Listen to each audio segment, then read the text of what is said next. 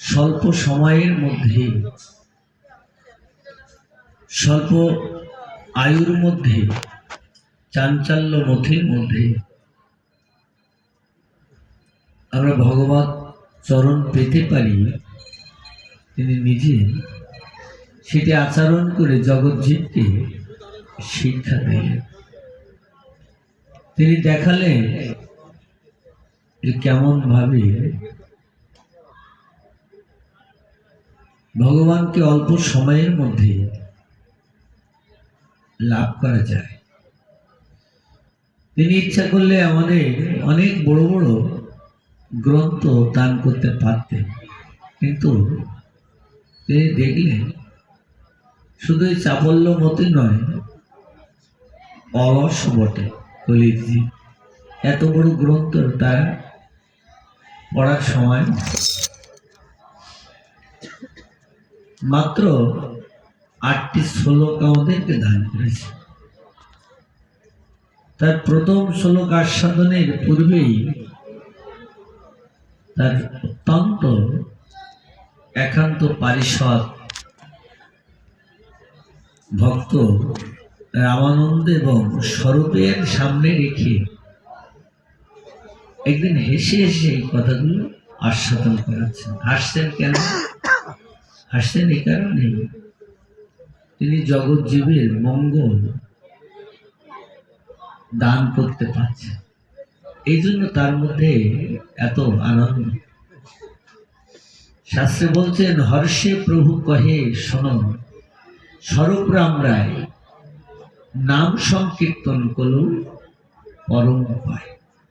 একমাত্র উপায় বলেন নাই, পরম উপায়। নাম সংকীর্তন করল পরম উপায়। হরের নাম হরের নাম হরের নাম ওই কে বল নাস্তেব্য নাস্তেব্য নাস্তেব্য প্রতিরোধ। এই যে প্রতিজ্ঞার পূর্বক তিনি বলছেন যে কলিতে একমাত্র নাস্তেব্য, অন্য পথ নাই। হরিনাম ছাড়া গতি নাই, গতি নাই, গতি নাই।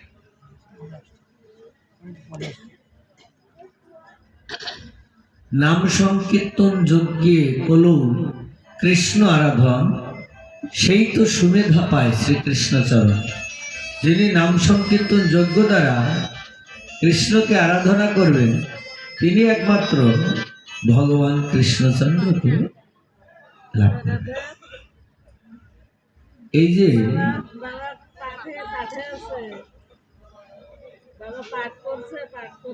নাম সংকীর্তন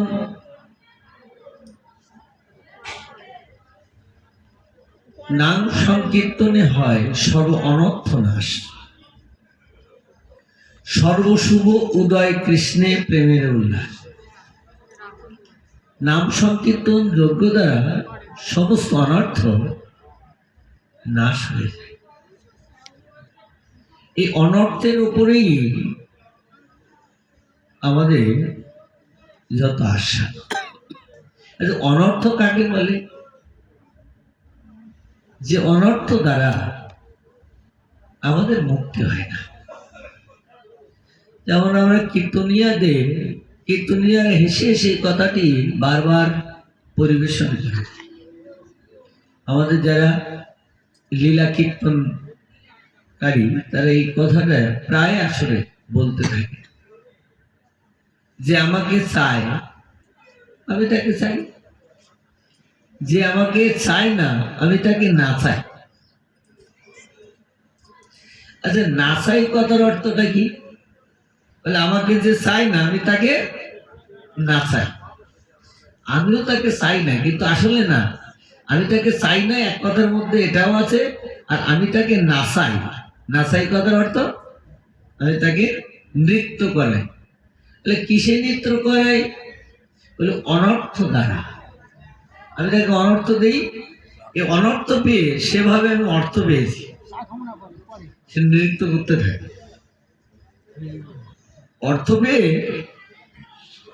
সে অনর্থ পেয়ে ভাবে আমি অর্থ পেয়েছি, নৃত্য করতে থাকে। আচ্ছা, নৃত্য অর্থ কাকে বলে নৃত্য করছেন?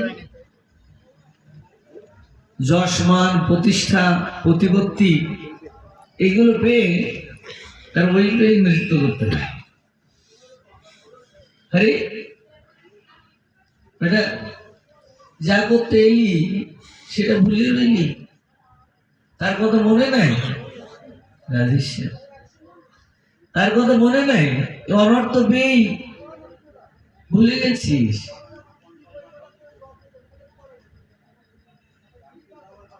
বিশেষ করে যারা ধনী হয় তারা ভগবান কত গুরুত্ব দেয় না। কেন? কারণ এই অনর্থ পেয়ে তারা ভাবছে আমি অর্থ লাভ করেছি, কি হবে আমার গোবিন্দ, কি হবে, আমি তো বেশ ভালোই আছি, আমার তো গোবিন্দ প্রয়োজন নাই।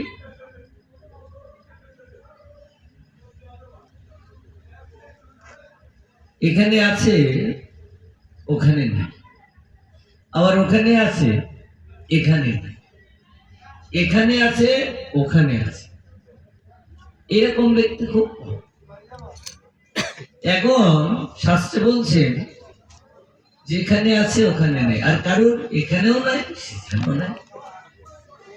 এই অনর্থের উপরে যাদের এত আসক্তি তাদের এখানে আছে, এখানে কি আছে? অনর্থ আছে, আর ওখানে পরমার্থ নাই। কিন্তু কোনো কোনো ব্যক্তি এখানে নাই কিন্তু ওখানে আছে, কারো কারো এখানেও আছে ওখানেও আছে। লিখতে রাখো, এক ভদ্রলোক ছেলেবেলায় যখন খুব বাচ্চা, ওনার বাবা যাচ্ছেন সাগরে, শিশু তো তখন, বাবা আমিও যাবো, অনেক নিষেধ করছে, না খোকা যাস না, সাগর রাস্তাটা খুব ভালো নয়, যখন তখন ঢেউ টেউ আসবে, ডুবে যেতে পারিস। না বাবা যাবো। এলো, আদরের ছেলে তো, অনেক বায়না ধরলে কষ্ট হলেও সঙ্গে নিয়ে যায়। তো এলো, দেখেন কাহিনী, বাবা সঙ্গে নিয়ে নৌকার মাথায় বসেছে, খোকা ভয়, আরেক মাথায় বসে হাল ধরছে। যেই সাগরে নৌকা ভাসালো সঙ্গে সঙ্গে নৌকা ডুবে, মানে সাগরে ঢেউতে নৌকা ডুবে। সাগরে দেখেছেন তো উত্তল তরঙ্গে নৃত্য করছে, দেখেছেন তো খুলে। এখন যখন ডুবে গেছে নৌকাটা, ডুবে যাওয়ার সময় দেখবেন বিপদের সময় অন্য কারোর কথা মনে থাকে না, তখন নিজের প্রাণটাই সর্বশ্রেষ্ঠ হয়ে পড়ে, নিজের প্রাণ বাঁচানোর চেষ্টা করছে। মানে কে কোথায় চলে গেল তার কোনো ঠিক নাই। কিন্তু যখন ওই ছেলেটা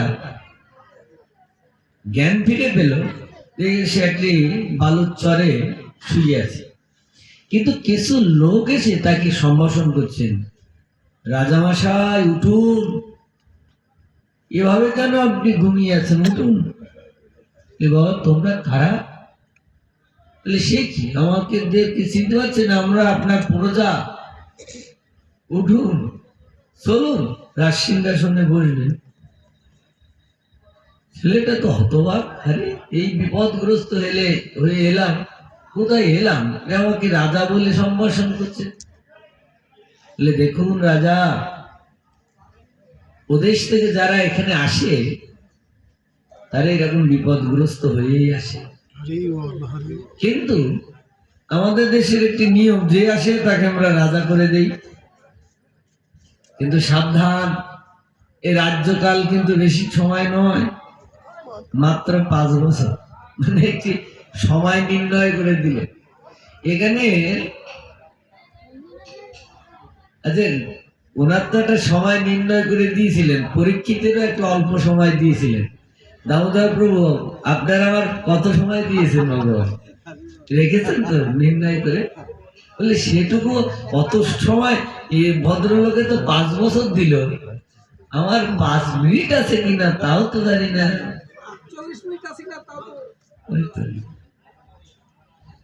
এখন